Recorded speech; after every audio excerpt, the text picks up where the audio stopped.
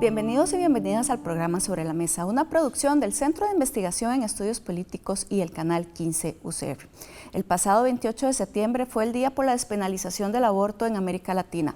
Por eso, acá en Sobre la Mesa quisimos analizar precisamente cómo es que se están movilizando los diferentes países en América Latina para lograr esto, cuáles ya tienen despenalizado el aborto y qué es lo que está sucediendo en Costa Rica, cuál es esa discusión que en los últimos años ha generado un gran debate.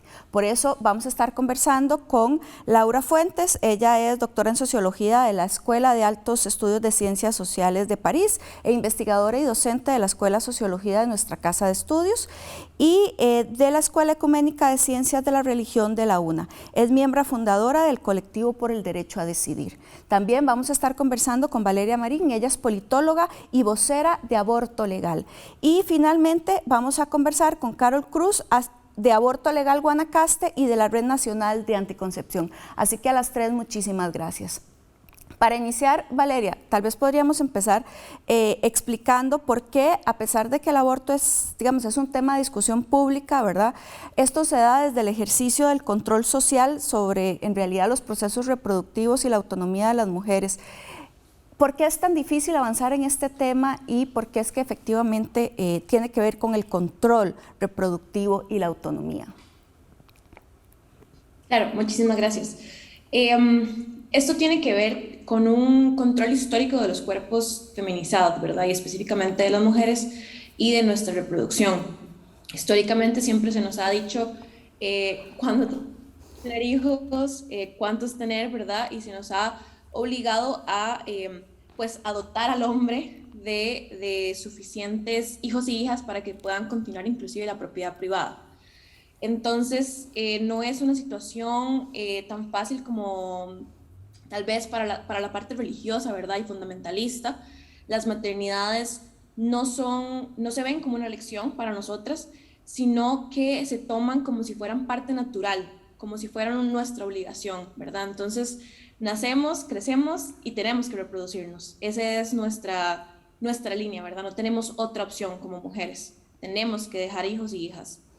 Entonces, viéndolo desde las maternidades obligatorias y el gran arraigo que tienen los fundamentalismos, la religión en nuestros cuerpos, inclusive aquí en Costa Rica, teniendo un país confesional, es súper difícil para nosotras dejar, ¿verdad?, esta obligación, esta maternidad obligatoria.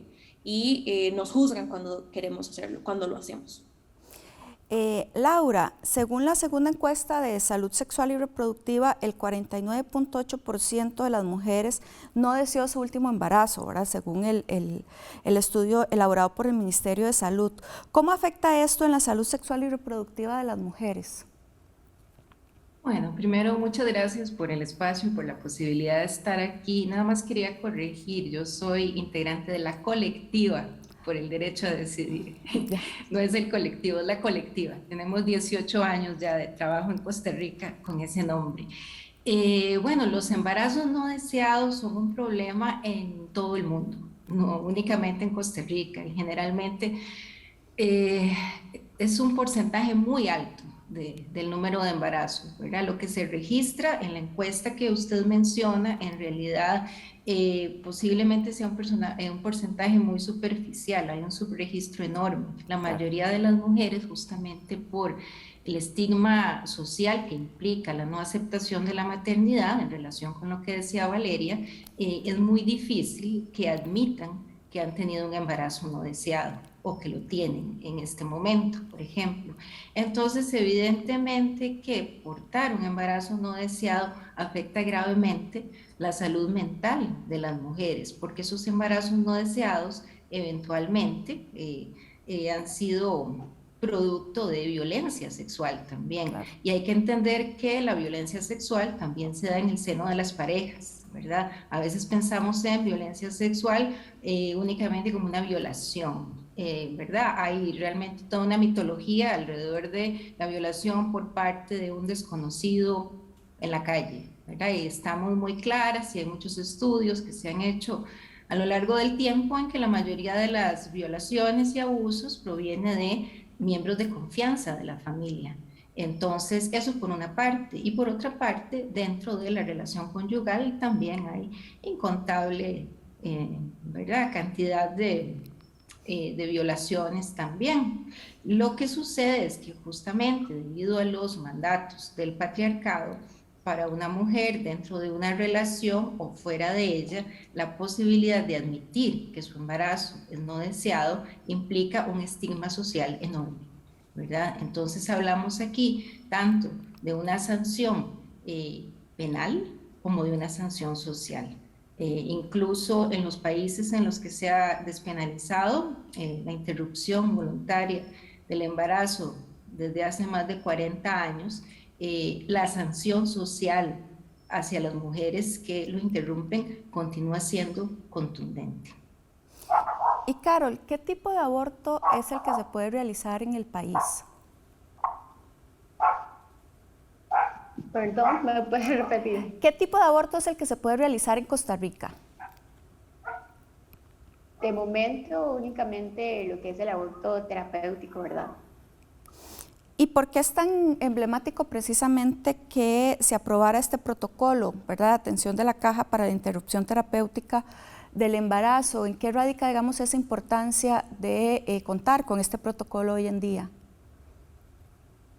Bueno, es de suma importancia puesto que estamos hablando de salud pública para las mujeres y personas con capacidad de gestar, en las que se puede haber afectado su integridad emocional y física, ¿verdad? En cualquier procedimiento en sus 9 meses, durante sus 9 meses de embarazo. Y Laura, ¿por qué si se plantea que en Costa Rica está legalmente regulado el aborto impune, existen tantos problemas para aplicarlo? Bueno, los problemas para su aplicación vienen dándose desde hace muchos años, ¿verdad? No es una cosa reciente, lo más mínimo. El problema clave aquí era la falta de un protocolo para la realización del aborto impune, que como sabemos existe en el Código Penal desde el año 70, básicamente, ¿verdad? El problema aquí es que al no haber estado regulado, partía básicamente de procedimientos a discreción del personal de salud. Y así es como se venía practicando básicamente hasta el año 98, 99, podríamos decir. A partir de esa época es cuando en toda América Latina empieza un movimiento que es político, conservador y fundamentalista, que implica la sacralización del no nacido. ¿Qué quiero decir con esto? Es cuando se empiezan a crear todas estas fechas de conmemoración de la vida antes de nacer. Esto se da en un encuentro en Argentina en el año 99. Es iniciativa del presidente de aquella época, Carlos Menem, ¿verdad? Era su forma de negociar su relación con el Vaticano, y este movimiento se extendió a toda América Latina. A partir de ahí, desde luego, a partir de Cairo también, del reconocimiento de los derechos reproductivos en el año 94, ¿verdad?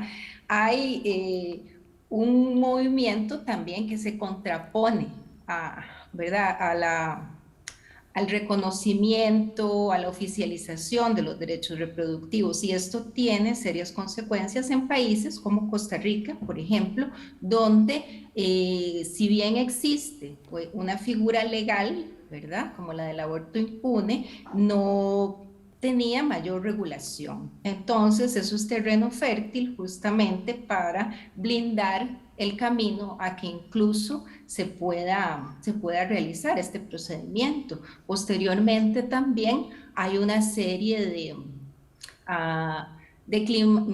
elementos que contribuyen a un clima social que que fomenta básicamente el miedo hacia los derechos sexuales y reproductivos, que incluye la educación para la sexualidad, el reconocimiento de la diversidad sexual. Mira, yo creo que hay que entender que es un clima generalizado del cual forma parte la interrupción del embarazo. No es algo que le atañe únicamente a esto, si bien el aborto, desde luego, es el nudo gordiano sobre el cual se construye el interés de dominar las capacidades reproductivas de las mujeres y de las personas gestantes. Entonces, ¿por qué es tan difícil? ¿Por qué no se aplica? Porque ha sido un proceso de años en el cual, en lugar de abrirse las posibilidades para su regulación, como sucedió en otros países en la década de los 70, más bien se ha venido cerrando la posibilidad de su regulación para su aplicación. Claro, y también mucho, ¿verdad?, de la desinformación que se plantea, ¿verdad?, alrededor del tema. Y Carol, en general, digamos, ¿cuáles podrían ser, cuáles son los principales argumentos que ustedes desde el movimiento social han encontrado en contra de esta despenalización? Bueno, por supuesto, los derechos reproductivos humanos, históricamente el Estado debería de garantizarnos el aborto legal, seguro y gratuito para todas las mujeres y personas con capacidad de gestar. Esto porque ha surgido diversos derechos que nos han negado y que estamos luchando por ellos. Entonces, pero es importante, ¿verdad?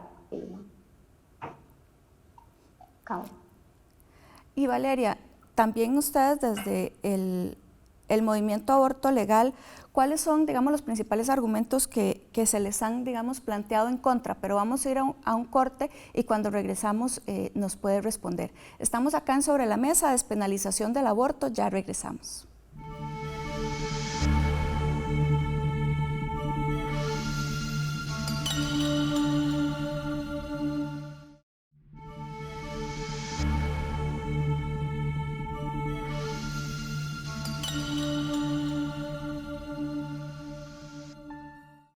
Continuamos en Sobre la Mesa analizando el tema de la despenalización del aborto. Antes de ir a una pausa, yo le preguntaba a Valeria, desde la organización social, ¿cuáles han sido los principales argumentos que les han planteado en contra de, en general, la despenalización del aborto?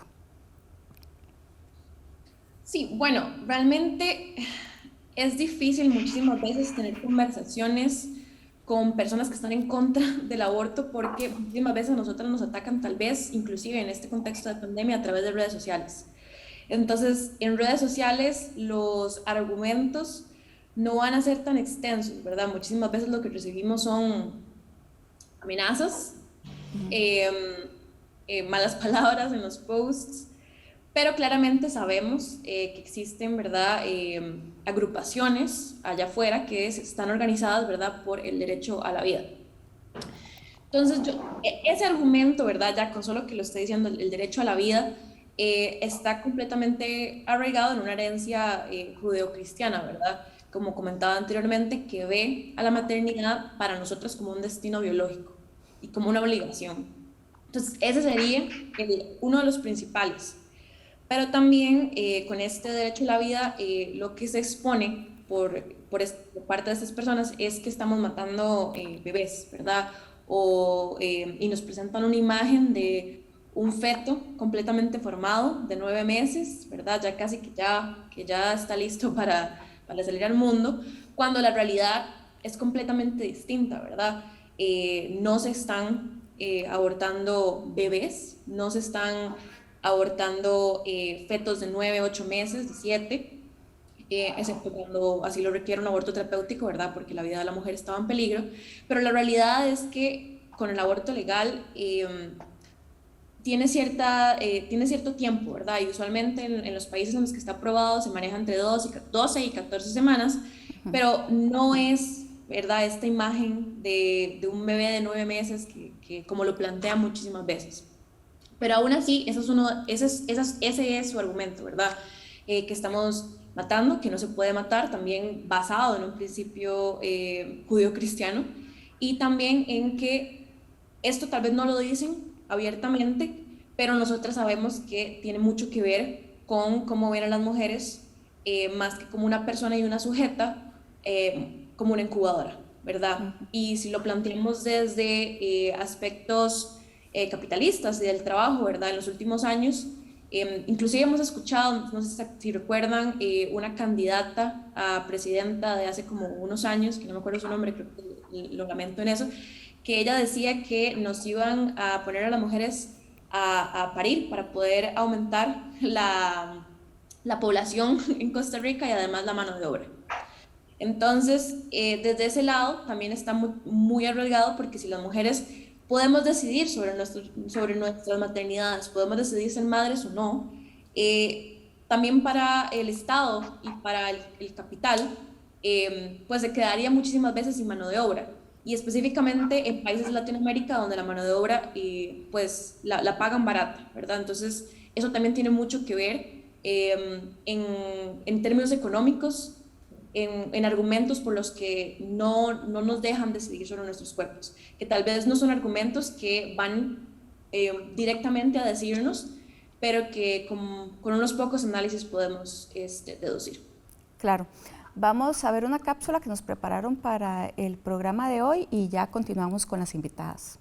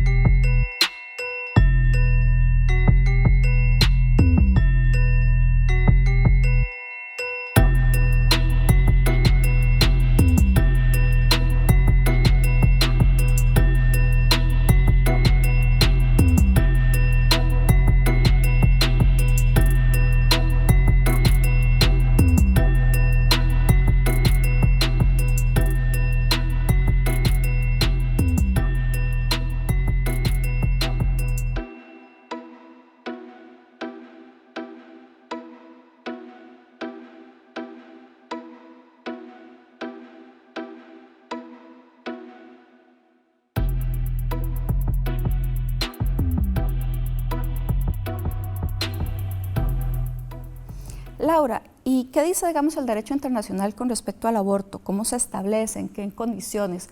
Porque un poco otro contraargumento que yo he escuchado es el tema del derecho humano, que es inviolable, del no nacido. Entonces, bueno, ¿qué es lo que dicen todos estos instrumentos con respecto al derecho de la mujer? Bueno, en realidad hay que simplemente con guiarse por las convenciones de Naciones Unidas como la CEDAW, ¿verdad? En general, cualquier forma de control sobre las capacidades reproductivas y sexuales de las mujeres se considera una forma de tortura. Por eso es que la CEDAW ha venido recomendando a lo largo de muchos años la despenalización del aborto, al menos bajo ciertas causales, ¿verdad? Es evidente que la interrupción voluntaria es la que ha sido más difícil, ¿verdad?, de conseguir en diferentes países alrededor del mundo. El derecho internacional, ¿qué dice? Bueno, yo no soy abogada, yo soy socióloga, pero lo que podría decir es que históricamente la protección jurídica que se ha establecido sobre la época preparto tiende más a proteger la vida de la mujer. Es decir, no ha sido, y así es como se entiende también la Convención del Pacto de San José, no ha sido la vida del cigoto o del producto de la fusión de gametos, ¿verdad? Toda la legislación internacional que protege la maternidad busca proteger a la mujer y su condición vulnerable en el periodo del embarazo. No es legislación que ha sido pensada en ningún momento para proteger al embrión, ¿verdad?, al feto. ¿Por qué? Porque no se le ha considerado persona, ¿verdad? Hay que entender que en nuestros países latinoamericanos que tienen sus legislaciones con base en lo que fue el Código Napoleón, que remite al derecho romano, cuando se habla, por ejemplo, de que se reconocen los derechos de la persona 300 días antes de nacer, eso simplemente reenvía al momento en que para Roma era fundamental reconocer a los hijos o hijas, a los hijos considerando la época del patriarca en específico, es decir, asegurar el patrimonio, la herencia, el nombre. Por eso tenemos este tipo de cláusulas en muchos países latinoamericanos. Eso en ningún momento fue pensado para reconocer como persona o personificar al embrión, ¿verdad? O al cigoto. Actualmente pues hay un traslape básicamente de significado en relación con ese significante legal, claro, porque se interpreta, ¿verdad?, según la realidad actual que concierne a ciertas agrupaciones que son antiderechos, ¿verdad? Entonces simplemente se interpreta de forma conveniente. Pero de forma general, todas las convenciones de Naciones Unidas han buscado proteger, ¿verdad?, la salud sexual y reproductiva de las mujeres y de las personas gestantes. El asunto es que no son vinculantes, ¿verdad? Entonces, por ese motivo es que no ha sido posible obligar a los estados, por decirlo así, ¿verdad?, a maximizar el respeto a los derechos humanos en general de toda la población. Si no se cumplen los derechos sexuales y reproductivos, es decir, sabemos que hay otros derechos, ¿verdad?, y libertades, por ejemplo, en la región centroamericana, que en este momento están en vilo, ¿verdad? Entonces, creo que hay que tomar en cuenta también esa realidad circundante. Claro. Según la Organización Mundial de la Salud, 21.6 millones de mujeres se practican abortos no seguros cada año. 18.5 millones de ellos ocurren en países en desarrollo. Y al respecto, aproximadamente cada año 1 millón de mujeres en América Latina son hospitalizadas por complicaciones provenientes de abortos inseguros e ilegales. En ese sentido, ¿verdad?, por eso se habla de la necesidad de legislación del aborto en diferentes partes del país. Carol, para centrarnos en el movimiento en Guanacaste, ¿ustedes qué han logrado, digamos, identificar por qué es tan importante trabajar en la región como tal? ¿Cuáles son, digamos, esas condiciones o la gravedad o no de la situación para las mujeres? Ok, bueno, creo que algo sumamente importante de tener en cuenta es que realmente la población con capacidad de gestar y mujeres en Guanacaste es realmente poco privilegiada en muchos asuntos económicos, educativos y demás. Entonces está en gran desventaja con muchas mujeres de la GAM o personas con capacidad de gestar de allí mismo, porque no tienen el mismo acceso a la educación sexual o simplemente al internet para poder informarse por parte de ellas mismas.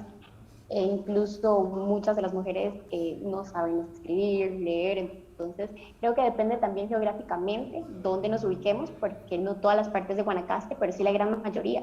Entonces creo que es importante llevar un poco del conocimiento que tenemos muchas, ¿verdad?, a las mujeres y jóvenes más que todo, ¿verdad?, que están explorando este mundo sexual y hacerlo de una forma segura y responsable. Estamos acá en Sobre la Mesa, despenalización del aborto. Vamos a una pausa y ya regresamos.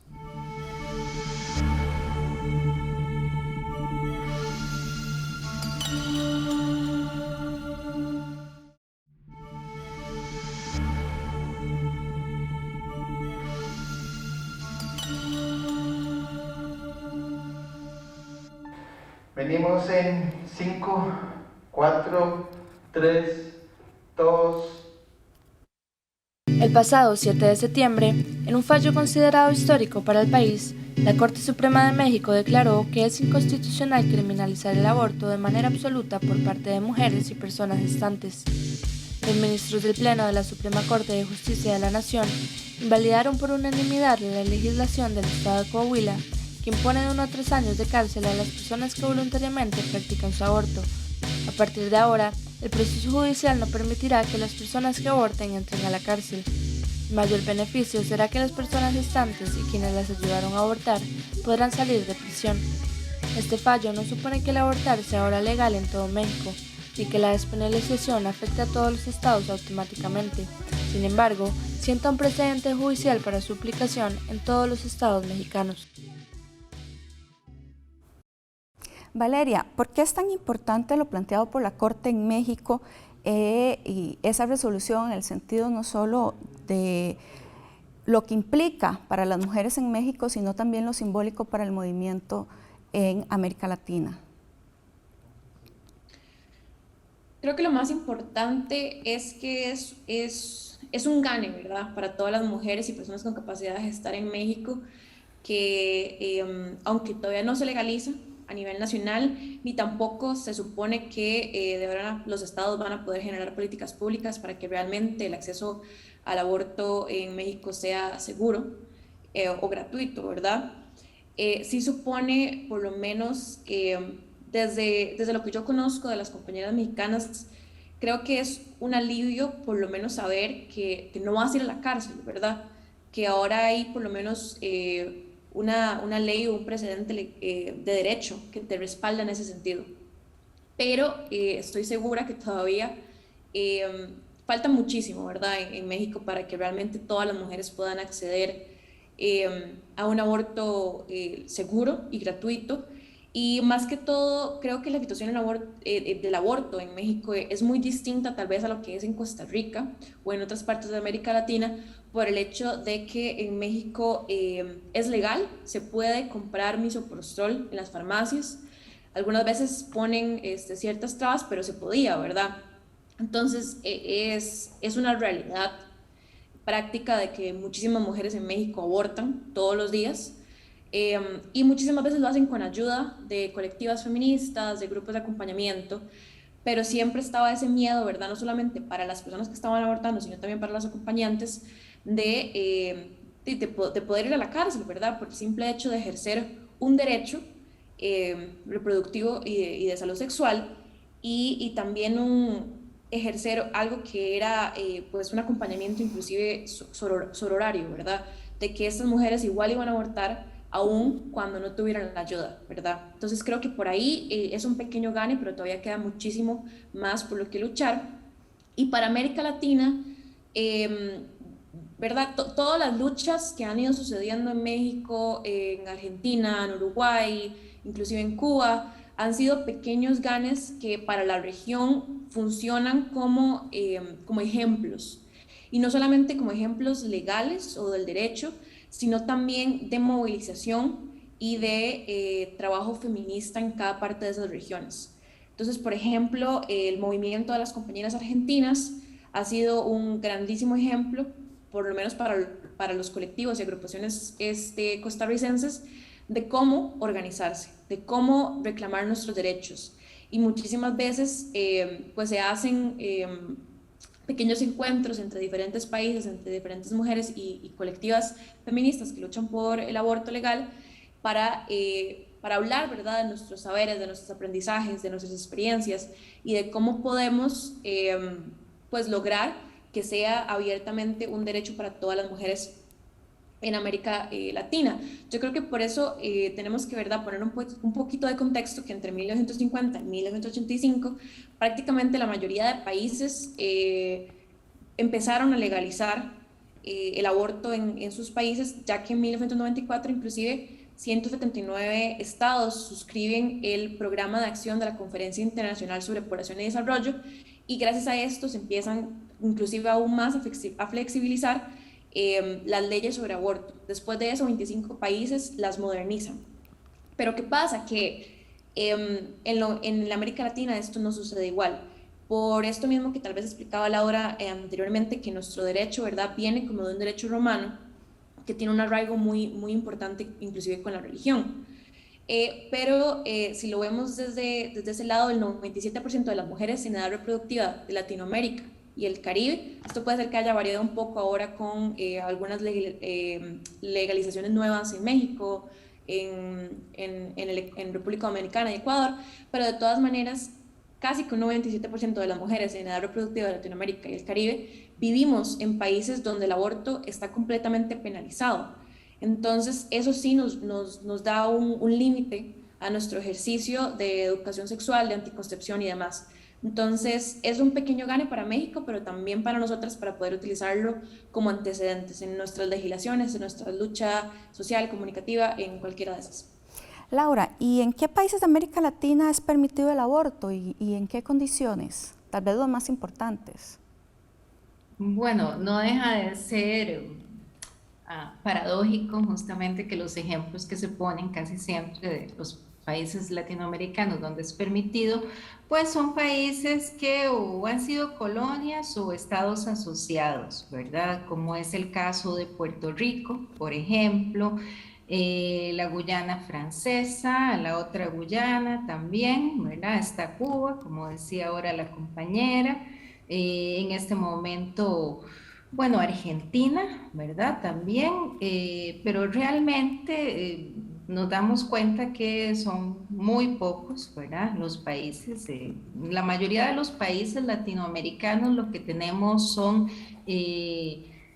grados de causales que son despenalizados. Igual no es la pregunta, pero me parece más importante, Marcela, aclarar que los 5 países en los que está penalizado absolutamente en América Latina son Nicaragua, El Salvador, Honduras, República Dominicana y Haití. Y 3 de esos países se encuentran en el Istmo Centroamericano. Y yo creo que eso hay que recalcarlo porque lamentablemente desde Costa Rica, por más bicentenario que se conmemore, hay una tradición de aislarse de las realidades de nuestro entorno centroamericano, y yo creo que es fundamental tener eso en cuenta justamente en este escenario político que vivimos, porque estamos en un istmo donde en este momento se atenta contra libertades básicas, garantías y derechos adquiridos hace muchos años. Tenemos en este momento una región caracterizada por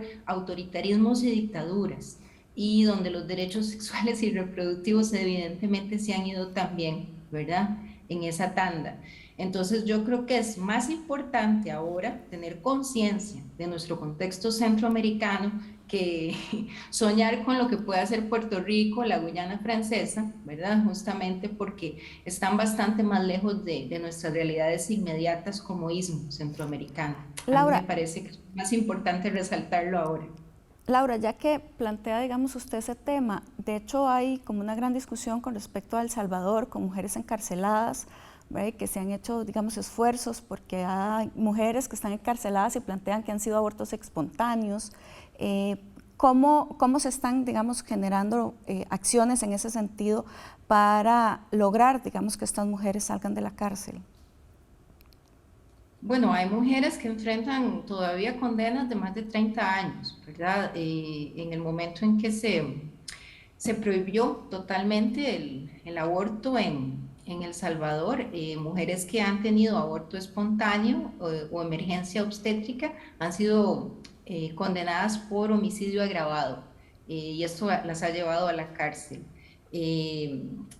Todavía, es decir, hay algunas cuyos casos continúan en investigación, pero el actual gobierno justamente ha cerrado herméticamente las puertas a cualquier reconocimiento a la justicia para estas mujeres que son víctimas claramente de un sistema que engloba, ¿verdad?, lo patriarcal, lo autoritario y el Bitcoin incluido, ¿verdad?, en detrimento de las libertades más básicas de toda la ciudadanía, no solamente de las mujeres, pero sabemos que siempre son los sectores más vulnerables y vulnerabilizados los que en este tipo de régimen van a enfrentar las peores consecuencias. Claro, y Carol, lo decía ahora Valeria, bueno, y un poco Laura, que en realidad el tema del trabajo desde las colectivas y desde los movimientos tiene que ver con esta relación sororaria con las mujeres. ¿Cómo es que se relaciona aborto legal en Costa Rica? ¿Cómo es que está surgiendo? ¿Tienen relaciones con otras organizaciones a nivel internacional? Sí, creo que más bien esa pregunta te la podría responder con más certeza o con más seguridad Valeria, pero sí. Valeria, tal vez sí nos puedes ayudar. Puedo adelantar, meterme un poquito. Sí, como decía Caro, en efecto sí tenemos bastantes links, tal vez internacionales, y creo que recientemente hemos logrado inclusive unirnos más a nivel nacional, porque muchísimas veces pensamos que porque todas estamos buscando tal vez el mismo goal, el mismo objetivo, estamos muy unidas, y la realidad es que no necesariamente siempre eso es cierto. Entonces, tal vez en los últimos años, a través de conversaciones interdisciplinarias e intercolectivas que hemos tenido, y que tal vez inclusive la pandemia nos ha ayudado a tener a través de Zoom y demás, hemos podido unirnos un poco más. Pero también desde el 2018 que nace el movimiento aborto legal y que se aglomeran muchísimas colectivas, también se ha facilitado eso. Pero a nivel internacional, sí existen bastantes ONGs, fundaciones, inclusive contactos, como yo decía anteriormente en la pregunta sobre las experiencias internacionales, donde tenemos contactos con personas de Argentina, de México, a través de inclusive de otras colectivas como Católicas por el Derecho a Decidir, que está en México. Hemos tenido, por lo menos el movimiento aborto legal, ha tenido relaciones, hemos hecho conversatorios, facilitamos inclusive el aprendizaje con ellas y ellos, dándonos información valiosa, y nosotras también retribuyendo eso, ¿verdad?, con nuestra propia información. Entonces sí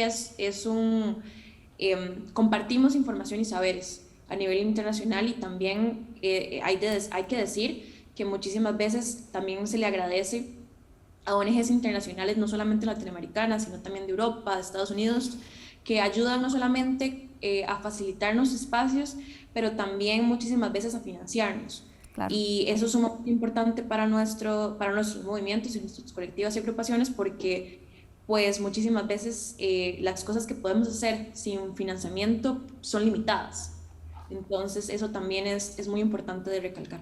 Claro, estamos acá en Sobre la Mesa, despenalización del aborto. Vamos a una pausa y ya regresamos.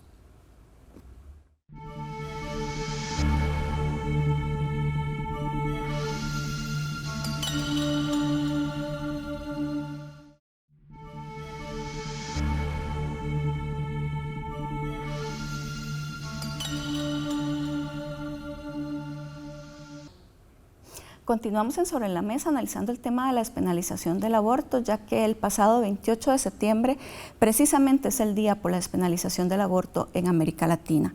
Laura, en realidad no es una mentira que en Costa Rica se dan abortos.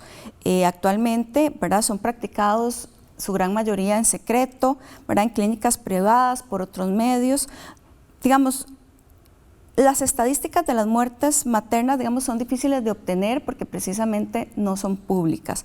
¿Cómo afecta en realidad esto a la salud de las mujeres? Ustedes desde la Colectiva por el Derecho a Decidir, ¿qué información han logrado recabar al respecto? Bueno, gracias por la pregunta, Marcela. Yo creo que es muy importante aquí recalcar una dimensión que tal vez se nos olvida cuando hablamos de estos temas, y es la relacionada con la clase, ¿verdad?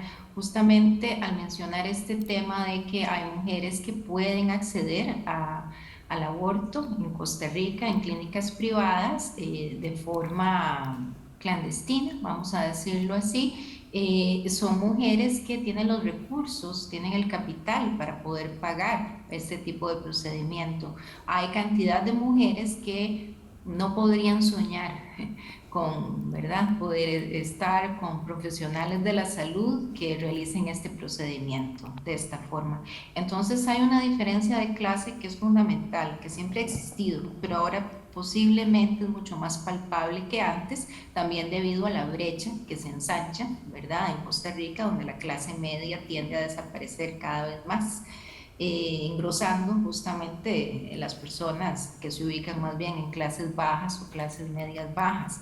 Yo creo que un tema fundamental que siempre le ha preocupado mucho a la colectiva por el derecho a decidir es el trabajo con las mujeres de clases populares, es decir, ningún movimiento, y eso lo pueden decir las compañeras de Argentina, las de Uruguay y las de México, ha llegado ni a la despenalización, ni mucho menos a la legalización, pensando que es un grupo de mujeres de élite, blancas, universitarias, las que va a poder llevar a cabo este tipo de proyectos, ¿verdad? Se necesita una base popular, donde las mujeres en su cotidianidad, en sus cuerpos, en sus realidades inmediatas, puedan sentirse parte de esta lucha, puedan sentir que ese también es su derecho y cómo ese derecho irrumpe en sus vidas y cómo les es negado cotidianamente.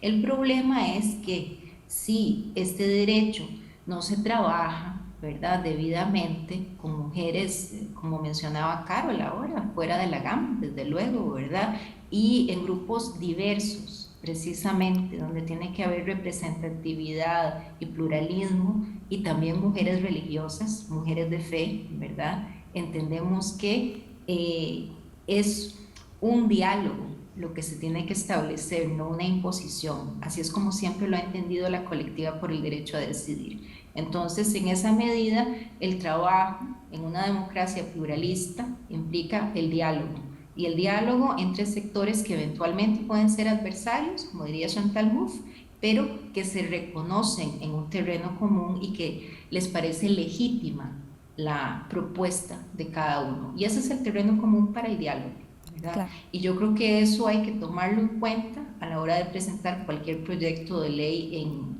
en este sentido, ¿verdad? Tanto la posibilidad de que la población se identifique con este tema, así como el hecho de que tienen que existir también elementos para el diálogo, ¿verdad? Y desde esa dirección, pues la colectiva por el derecho a decidir lo que siempre ha defendido es la bandera de la justicia, del reconocimiento, la justicia reproductiva y la redistribución de recursos, ¿verdad? Nada logramos desde las cúpulas si las bases no están identificadas, porque ningún movimiento así ha resultado. Carol, ¿y qué significa el trabajo, digamos, o ser parte del movimiento de un tema tan controversial como es el tema del aborto? Esta militancia, digamos, ¿qué ha implicado para usted, no solo, ¿verdad?, personalmente, sino también en relación con sus compañeras que también están trabajando al respecto?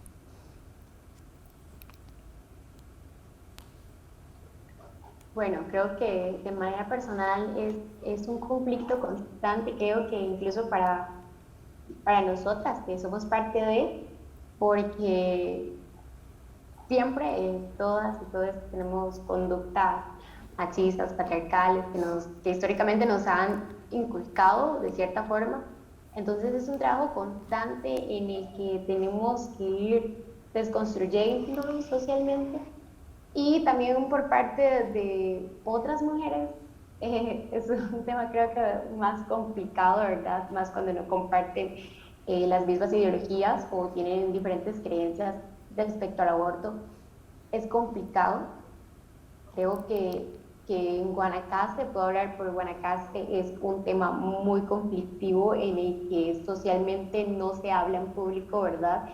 Sí es complicado, pero creo que conforme los jóvenes se van involucrando en el tema, se va teniendo conocimiento y se está avanzando, tal vez un poco más lento que en la GAM, pero se está avanzando, y creo que eso es lo importante, como decía Laura, el diálogo, ¿verdad? Siempre no podemos ir e imponer nuestras creencias o nuestras ideologías, sino más el diálogo, la comprensión y la empatía por las situaciones de cada mujer y sobre todo su autonomía corporal.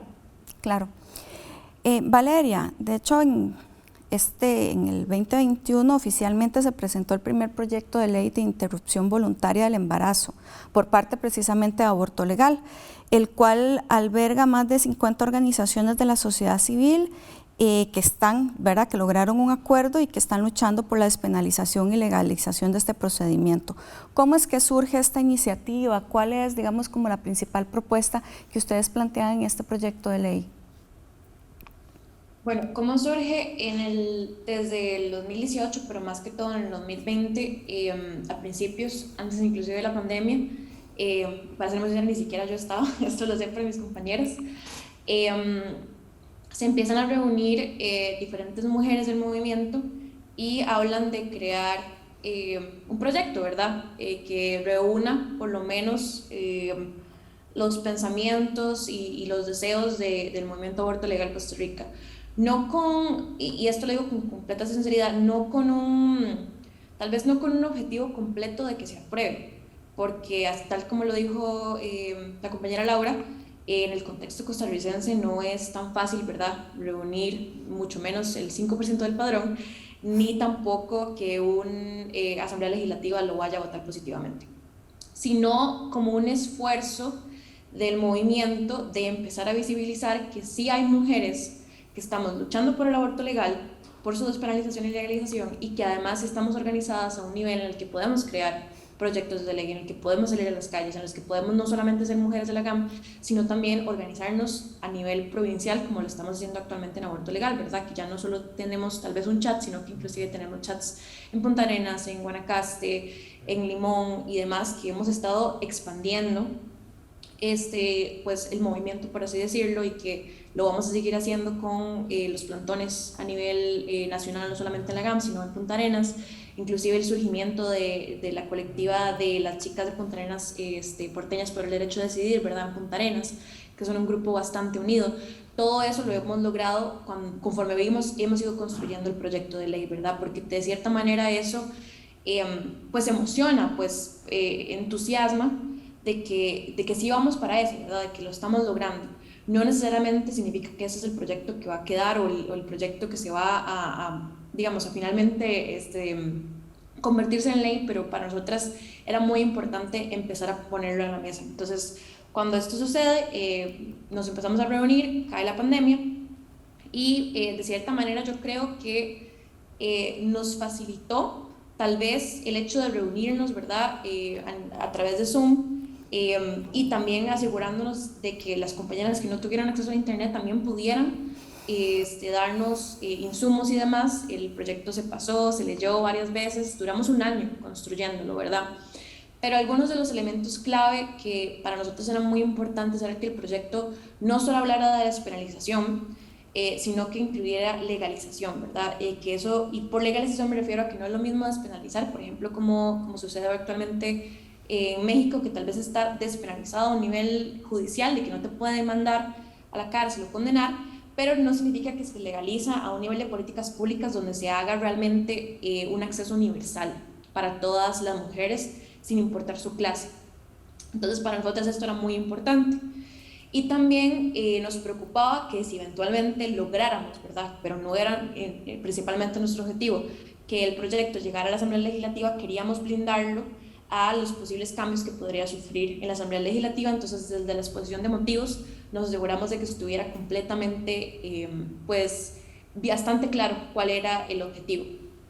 Pero fuera de eso, lo que queríamos también era compatibilizar los convenios escritos por el Estado, de recomendaciones de organismos internacionales y demás, que tenían que ver con la apelación del aborto. Para mí lo más importante del proyecto, realmente es un proyecto del que estoy muy orgullosa de todas mis compañeras que lo escribimos, es el primer artículo habla de definiciones que puede ser que nosotras como mujeres feministas y que luchamos por el derecho a decidir tenemos muy claras, ¿verdad?, pero que no están en ninguna legislación costarricense.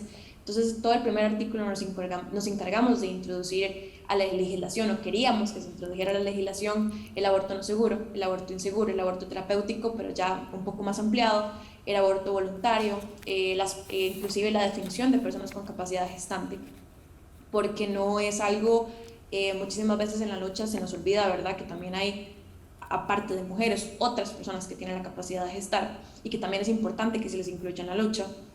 y lo que era el aborto seguro.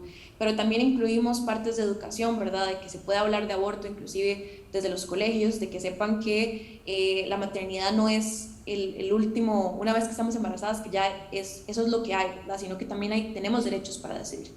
Entonces, en general, eso sería el proceso del proyecto, y que aún sigue, ¿verdad? Porque siempre, y se decidió en asambleas, aun cuando sabíamos y sabemos que va a ser bastante difícil conseguir un 5% del padrón y que no necesariamente lo vamos a lograr, y tampoco ese es nuestro objetivo completamente final, es un objetivo que se desea, ¿verdad? Pero no necesariamente significa que lo vamos a lograr. Para nosotros era importante, aunque no se logre, conseguir movernos a nivel nacional y como decía Laura, ¿verdad? Que hablemos del proyecto no solamente aquí en la GAM, sino que podamos inclusive hacer plantones y recolecciones de firmas en Guanacaste, en Punta Arenas, en Limón, y que hablemos con otras mujeres, ¿verdad? Claro. Que tienen diferentes realidades y que se sientan más representadas y unidas, y que entendamos en conjunto, ¿verdad? A través de nuestras experiencias por qué es que estamos luchando por este derecho. Entonces, este proyecto nos está funcionando para eso. Claro, no, lo que sí queda clarísimo es que todavía falta, digamos, muchísima información. Tenemos que educar a la población para que entienda de qué es lo que se está hablando, y bueno, quedan, digamos, para la discusión muchísimas otras aristas del tema. Así que muchísimas gracias, Laura, Valeria y Carol, por estar acá en Sobre la Mesa, y a ustedes en sus casas les esperamos la próxima semana.